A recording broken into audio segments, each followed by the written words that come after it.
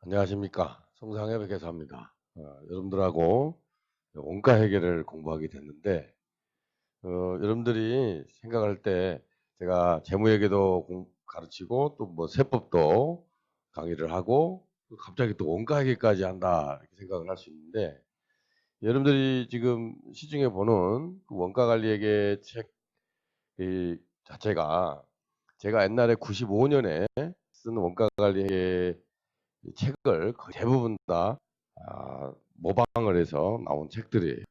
이게 그 95년도에 일본식 원가 관리 회계하고 미국식 원가 관리 회계 요거를 접목시켜서 우리나라만의 원가 회계를 체계를 구성을 했었더랬는데 그 원가 관리 회계 그 자체를 그 이후에 찍은 사람들이 다 참고해서 지금 책을 썼던 거고, 그래서 제가 여러분들 원가에게 강의하는 것 자체가 생소하게 들릴지는 모르지만은 과거 연역을 보면 원가 관리에게 책을 썼고 그게 여러분들 우리나라 원가 회계의 체계를 잡는 최초의 책이다 이렇게 생각을 하면 아마 이 강의 자체 그렇게 에, 생뚱맞는 강의는 아닐 거다라는 그런 생각이 들고, 지금 오늘 첫 시간이니까 원가액의 구체적인 얘기하기 전에 원가액에 대한 전체적인 어, 체계 문제, 그다음에 시험 준비 어떻게 할 것인지 그런 얘기들을 잠깐 한 뒤에 본격적으로 원가 관리 공부를 해보도록 할게요. 자, 먼저 서론인데 책에 원가액에 바로 설명하기 전에 회계의 정의부터 또 원가 회계가 관리 회계가 하고 어떤 또 차이가 있는지 이런 얘기들을 쭉 설명을 해놨어요. 그 다음에 이 원가 자체가 여러 형태로 분류될 수가 있기 때문에 기초 개념으로 해서 뭐 제조 원가가 뭐고 직접 원가가 뭐고 뭐 이런 것들 쭉 설명을 해놓은 거라 이렇게 한 뒤에 마지막에 이 지금 원가 관리에게 제가 쓴 책의 이 체계에 대해서 쭉 설명을 해놨는데, 자 먼저 우리가 회계를 얘기를 할 때 회계학의 정의는 뭐냐? 정보 이용자에게 정보를 제공하는 거다 이렇게 얘기를 해요.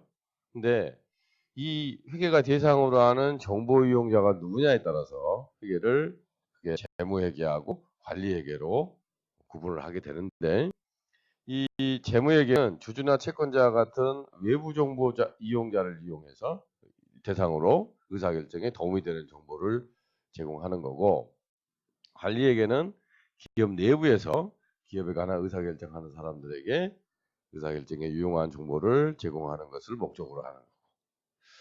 자, 요거는 뭐 여러분들 회계원리 공부할 때도 이미 이제 알았던 얘기일 거고. 근데 이 재무회계가 말이에요. 주주나 채권자 같은 기업 외부 정보 이용자에게 정보를 제공하는 거기 때문에 정보를 제공하는 일정한 보고 수단을 필요로 해. 그게 바로 재무제표다 하는 얘기죠. 우리 지금 재무제표로 얘기되는 게 뭐예요? 재무상태표, 보관손익계산서, 현금흐름표, 자본변동표.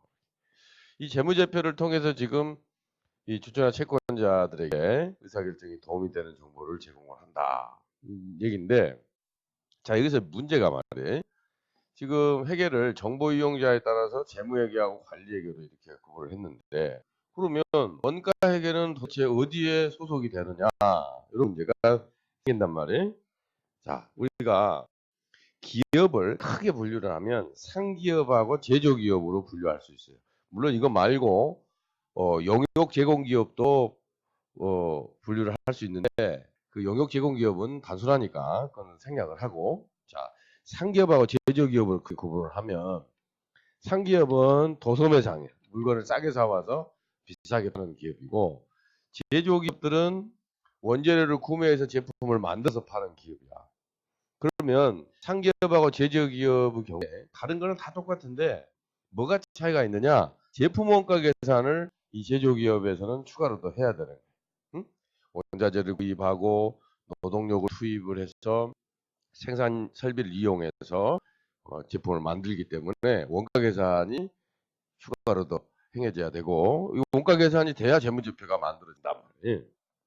자, 그러면 지금 우리가 이 기업을 크게 상기업하고 제조기업으로 구분을 했는데 우리 대부분의 큰 기업들은 제조기업이란 말이에요. 제조기업인데 이게 재무제표를 작성을 하려면은 당연히 원가 계산을 해야 돼요. 그럼 다시 주주나 채권자 같은 외부 정보 이용자에게 의사결정에 도움이 되는 정보를 제공하기 위해서 우리가 재무제표를 작성을 하는 거. 그게 재무회계라고 얘기했는데 그러면 재무제표 작성을 할 때 원가 계산이 당연히 있어야 되는 거고 이렇게 본다 그러면 원가액이 어디에 속하느냐? 당연히 재무회계에 속하는 거지. 응? 그래서 옛날에는 말이에요. 이 회계학이 재무회계 하나밖에 없었어. 그냥 이 재무회계 안에 원가액이 다 포함이 돼서. 근데 이게 회계학을 하나의 학문으로 만들어 보자라고 해서 정보 이용자에 따라서 이렇게 회계를 분류를 하고 이 과정에서 관리회계가 튀어나왔거든. 근데 이 관리회계가 새로 만들어지다 보니까 이제 이 공부하는 양이 별로 안 돼. 내용이 별로 안 되니까 학자들이 이제 이 관리회계에다가 이제 여러 가지 이론들을 추가하기 시작을 했어요. 그래서 여러분들 나중에 뭐 공부할 기회가 있으면 보지만은 그 경제학에서도 일부 가지고 오고 재무관리에서도 일부 가지고 오고 막 그렇게 해서 또 뭐 생산관리에서도 가지고 오고 이렇게 해서 나름 관리회계 이론 체계를 구성을 했는데 여기서 이제 문제가 이게 지금 정보 이용자에 따라서 회계를 관리회계, 재무회계 이렇게 구분을 했고 이때 원가회계 자체를 지금 재무회계에 포함을 시켜서 이제 예, 체계를 구성을 했는데 문제가 말이에요. 이 재무회계는 공부할 양이 엄청나게 많고 관리회계는 새로 시작하는 거 공부할 게 별로 없어. 그래서 학자들이 이제 고민에 빠진 거야. 우리가 정보 이용자에 따라서 회계를 분류하면 재무회계, 관리회계 이렇게 구분을 하는데 학생들한테 회계학을 가르칠 때 이거를 원가회계를 재무회계에 포함을 시켜서 가르쳤더니 이게 재무회계는 공부할 양이 너무너무 많고 관리회계 할 게 별로 없거든. 그래서 학자들이 이제 고민을 해가지고 어떻게 했냐면은 이렇게 했어요.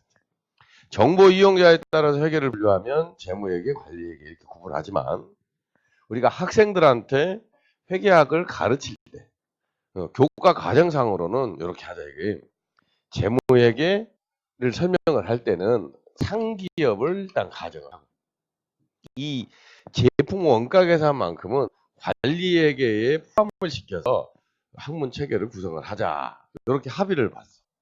응? 이렇게 해야 이 과목 간의 편차가 좀 줄어들 거다 하는 얘기. 다시 우리가 지금 회계를 정보 이용자에 따라서 재무회계와 관리회계로 구분을 하지만 교과 과정에 따라서는 재무회계, 원가 관리회계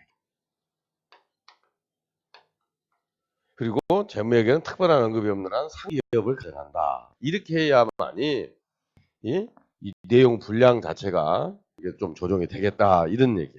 다시 회계학을 정보 이용자에 따라서 분류하면 재무회계, 관리회계 그리고 원가회계는 당연히 재무회계에 속하는 거겠지. 재무제표 만들 때 원가 계산이 돼야 되니까.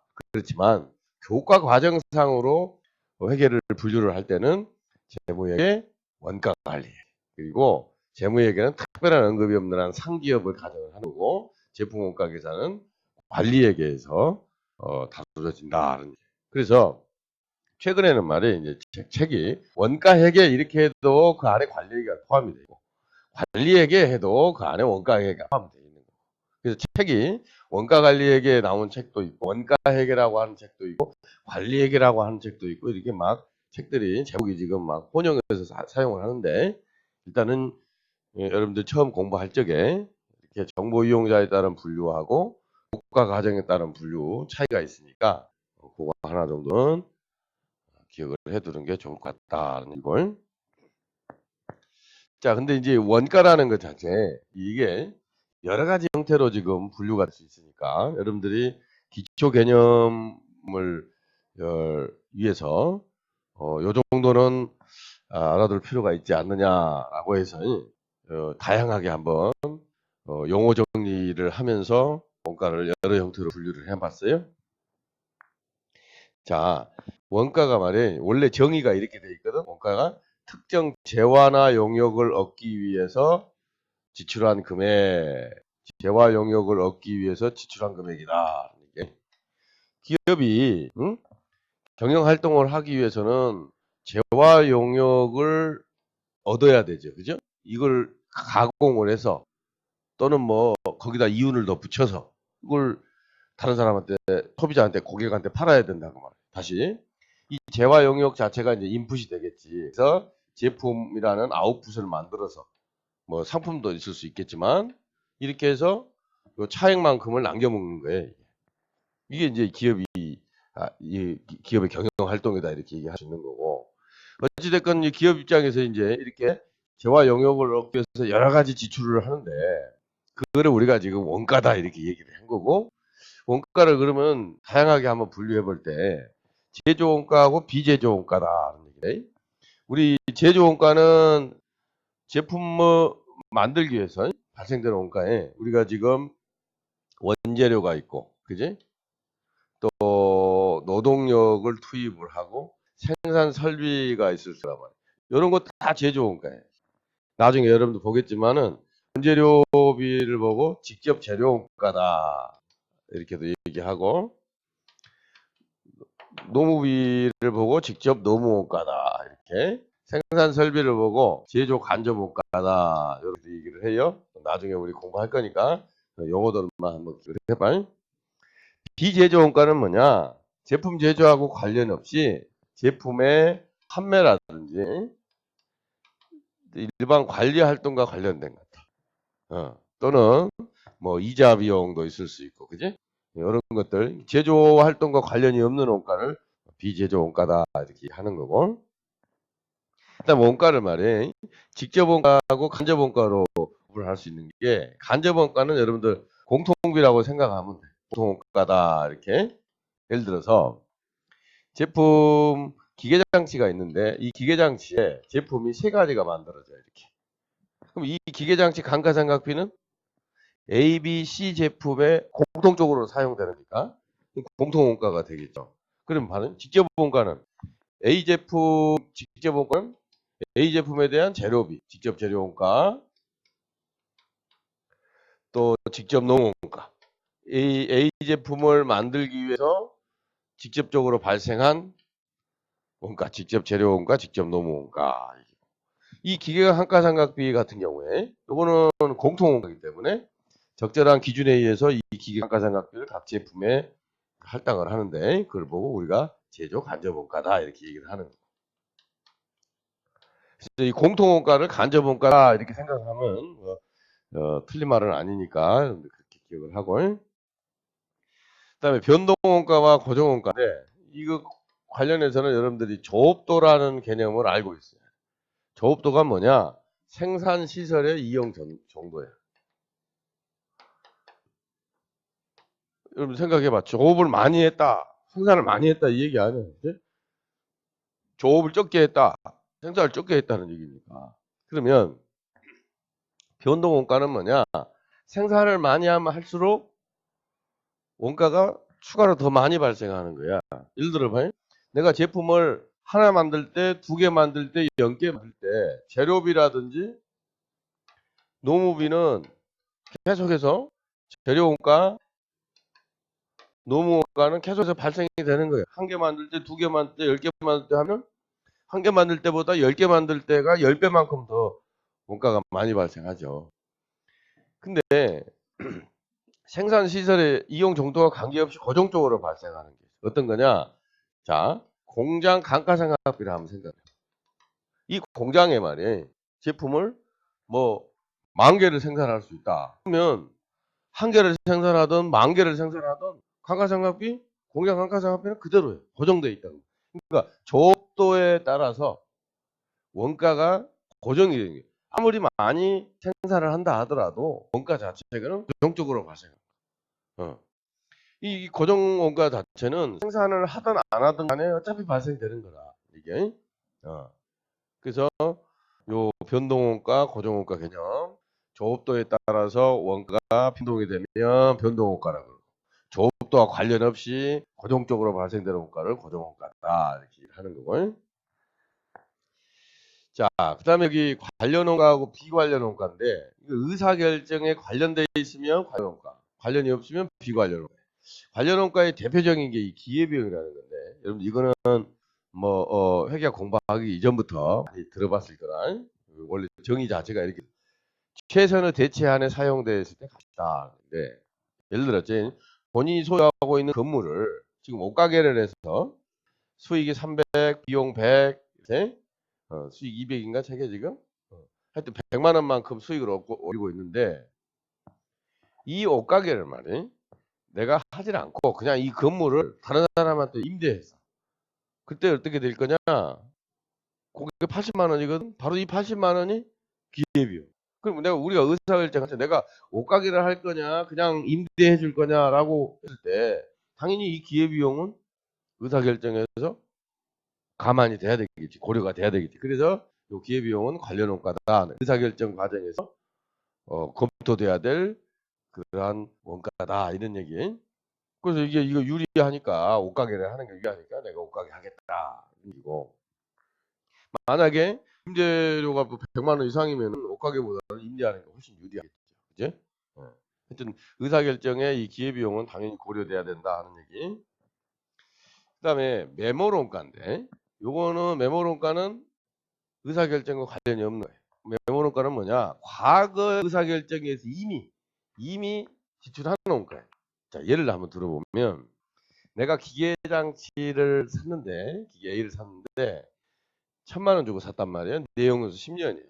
그리고 연간 운영비가 300만 원 들건 그렇게 해서 이 기계장치를 쓰려고 했는데 바로 그 다음 날에 어떤 사람이 기계 B를 사래. 1200만 원에 사래. 얼른 생각하면 아니 어제 1000만 원짜리 기계 샀는데 뭘 또 1200만 원 기계에서 또 사. 이런 생각을 할 수 있단 말이에요. 근데 보니까 이게 운영비가 말이에요. 연간 200만 원만큼 절감이 되거든. 어? 자, 그러면 이게 내가 기계장치 B를 구입했을 때 그때 증분 수익을 한번 볼까? 얼마만큼 이익이 발생하냐면 기계 B를 구입했을 때 연간 운영비가 200만 원만큼 줄어. 그래서 10년이면은 2천만 원의 증분 수익이 발생이 되는 거고 이걸 얻기 위해서 원가가 얼마 지금 발생이 되느냐? 내가 기계장치 B 구입하려면 1200만 원만큼 투입을 해야 되니까 그럼 내가 기계장치 B를 선택을 함으로써 얼마만큼 이익을 얻은? 800만 원만큼 이익을 얻은. 자, 화폐 시간 가치를 무시했을 때 당연히 기계장치 B를 선택하는 게 유리할 거라는 분석이에요. 그렇다면 여러분들 요 지금 1000만 원 내가 과거 의사결정을 해서 이미 지출한 이 1000만 원 이거는 의사결정 과정에 고려할 필요가 없지. 그렇잖아. 이미 엎질러진 물이야. 이거 가지고 계속 이런 미련 때문에 엉뚱한 이 의사결정을 하면 안 되는 거야. 이거는 옛날에 이미 엎질러진 물이니까 미래하고 아무 관계 없는 거야. 미래하고 관련된 거는 내가 이걸 선택을 했을 때 200만 원의 운영비가 줄어든다는 거야. 그래서 10년 동안이니까 2천만 원만큼 벌 수 있는 거고 그러면 이걸 위해서는 1200만 원의 기계장치 B 취득원가가 발생이 되는 거고 그 비교해서 이게 유리하면 의사결정 이게 구입을 하는 거고 그렇지 않으면 구입하지 않는 거고 그럼 이 과정에서 이미 어제 구입했던 기계장치 A에 대한 취득원가는 전혀 의사결정에 고려할 필요가 없다 이런 걸 보고 메모 원가다 과거 의사결정에 이미 지출된 원가다 이렇게 하는 거고 요거는 의사결정하고 관련이 없으니까 비관련 원가다 이렇게도 얘기가 돼요. 그 다음에 통가능원가, 통불능원가 얘기인데 뭐 이런 건 이렇게 볼 수 있어요. 통계할 수 있냐 없냐 하는 얘기인데 A 사업부의 본부장이 자기 사업부에 발생하는 원가는 통제를 할 수 있지만 본사에서 발생하는 원가는 통제할 수가 없지. 자기 사업부가 아닌데 그리고 자기보다 더 큰 위치에 있는 본사인데 자기가 어떻게 통제를 하겠어.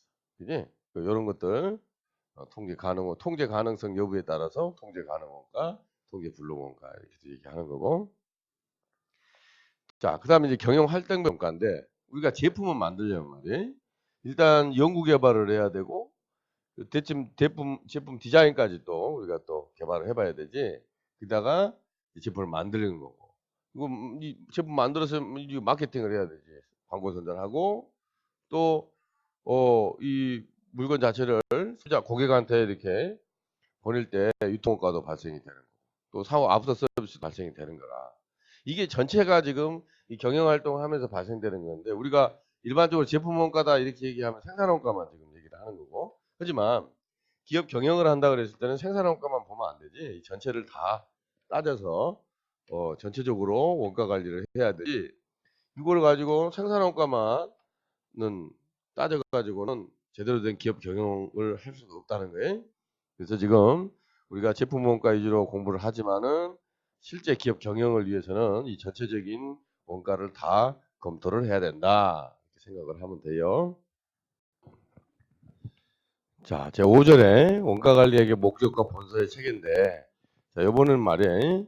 제 6판 원가 관리액이 출간된 게 2019년 초에 출간이 된 거고, 이때 송상엽, 배현진 공조로 돼 있어요. 우리 지금 본문은 내가 저술을 했고, 그리고 배현진 교수, 웅지세무대학의 배현진 교수가 연습 문제를 만들었고, 이렇게 해서 공조로 지금 책을 만들었고, 이 책 구성 자체가, 자, 1부는 제품 원가 계산하고, 3부는 관리회계로 이렇게. 그 다음에 2부는 말이에요. 원가 계산을 관리적 측면에 응용을 한다 하는 얘기인데, 순수 제품 원가 계산하는 거 말고, 요 원가 계산을 그 경영자의 의사결정에 도움이 될 수 있게끔 약간 변형을 시켜봤어.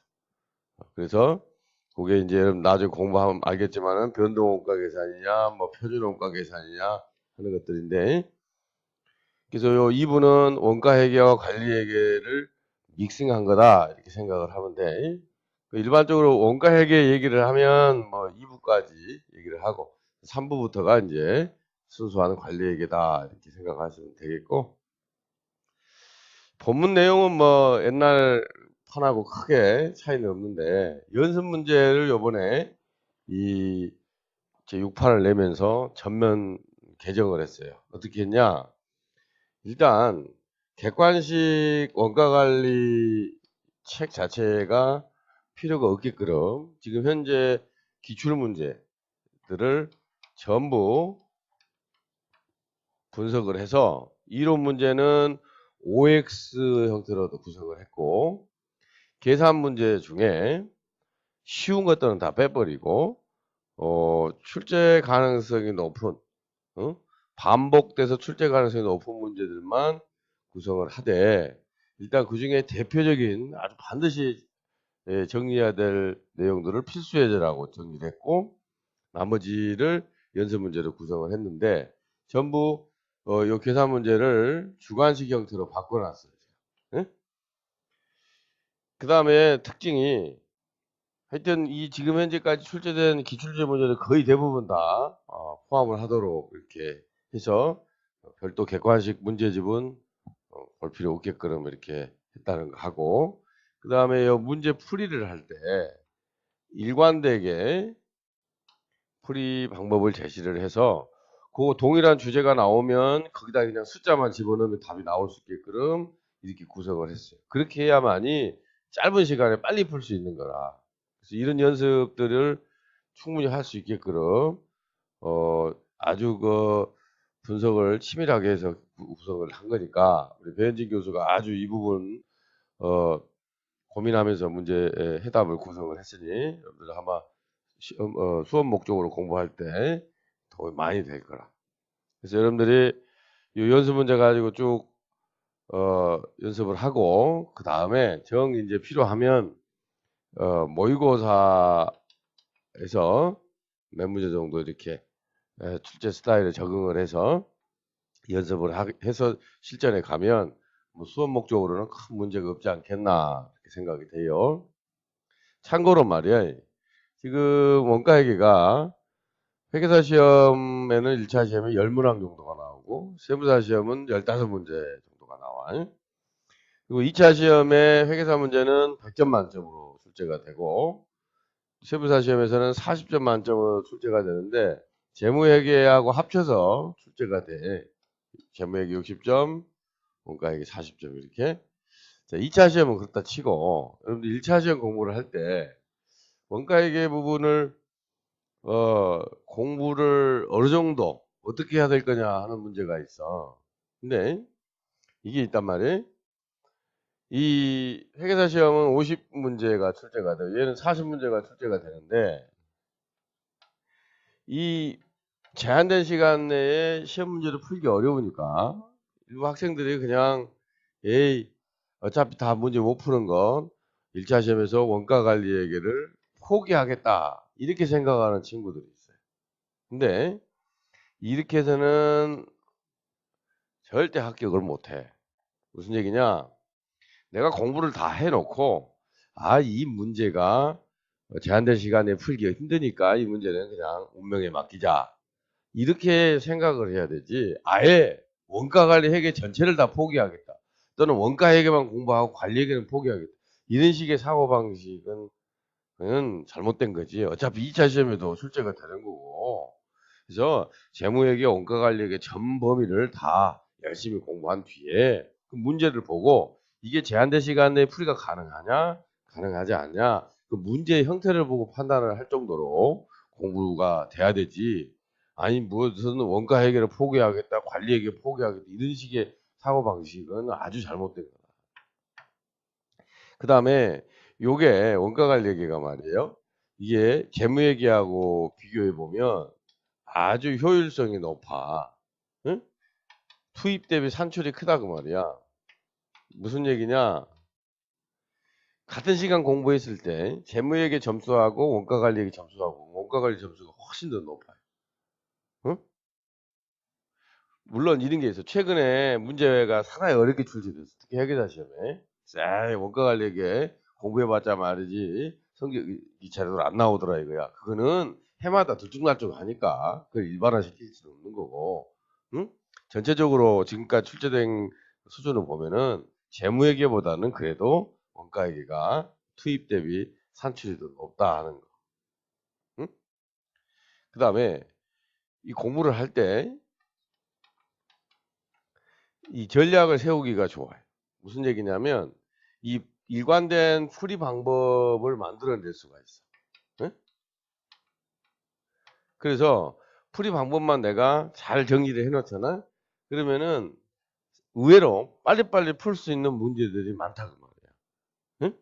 그래서 여러분들이 이런 걸까지 또 감안했을 때 물론 우리 지금 이 책이 이걸 감안해서 이번에 연습 문제를 구성을 했지만은 여러분들이 이 부분을 감안을 하더라도 원가 관리에게는 반드시 전략 과목으로 삼아야지 포기해서는 안 된다 하는 거.